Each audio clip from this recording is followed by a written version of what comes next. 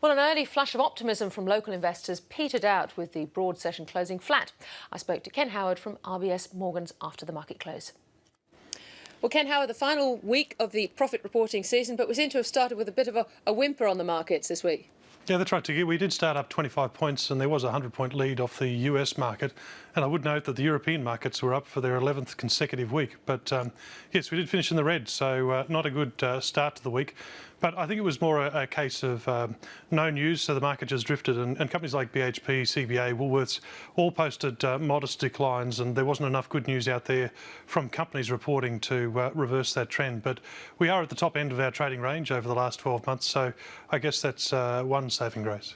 Yes, you were mentioning not much good news. On to the results. Toll Holdings' full-year profit of $65 million is down 77%. Market didn't like that very much.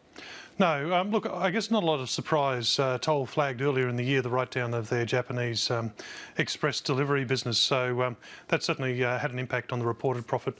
The underlying numbers were pretty much in line with expectations, and Toll was out there investing about $250 million in terms of expansionary capex. So certainly we'll see a return to consumer-driven logistics demand, but not during 2012, and according to the company's outlook statement, no early signs of that either for 2013. So a pretty flat outlook as far as Toll's logistics businesses are concerned. Now, what did you make of the half-year numbers for oil major Caltex? Yeah, look, Caltex is one of the majors here in Australia with about a third of our gasoline, diesel, jet fuel and I guess those consumer discretionary items that are sold at service stations. So Caltex is obviously very big in that space.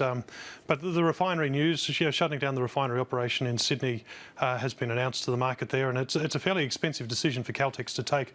They'll have to spend about $450 million rehabilitating the site and another $250 million converting the site into an import-export terminal. So it's a pretty material decision to make, but I think strategically the right one. We've seen the Caltex share price up about 50% over the last 18 months, and I think shareholders generally are pretty comfortable with the direction that they're heading, given all that extra refining capacity that's come on in Asia over the last couple of years. And I see that Sundance Resources looks like it has accepted a lower takeover price from China's Hanlong Mining. So why is the share price so far below the reduced 45-cent offer? Yeah, look, this has been a long-running saga as far as Sundance shareholders are concerned. Hanlong made their first offers June, July last year, where they're offering 50 cents. And when bulk commodities was seen as a stronger for longer commodity at the tail end of last year, they had to lift their offer to 57 cents. So now that we've got the iron ore and the bulk commodities in the bit of the doldrums, it seems fairly opportunistic, but Hanlong has come back and reduced their offer. Yeah, the peak in prices certainly has had an impact there. Ken Howard, thank you very much for joining us. Thank you, Tiggy.